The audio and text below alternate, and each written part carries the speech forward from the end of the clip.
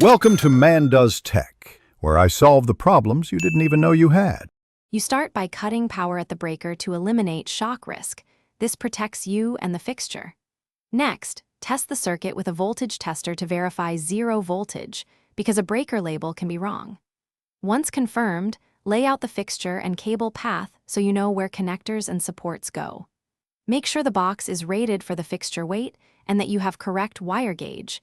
This prevents overloads and simplifies the next steps. With power off, strip about 1/2 inch of insulation from each conductor so you get solid metal contact. Poor stripping causes heat. Then connect light-colored wires, hot to hot, neutral to neutral, using properly sized wire connectors. This ensures reliable continuity and prevents arcing. Once connected, tuck wires neatly into the box and attach the fixture mounting bracket so the weight sits on the box. Make sure the ground is attached to the box. After mounting, restore power and test the switch. You should see light immediately if wiring is correct.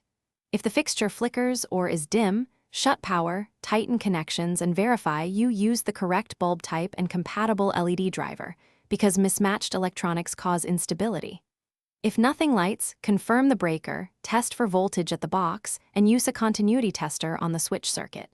If problems persist, turn power off and consult a licensed electrician to avoid hazards.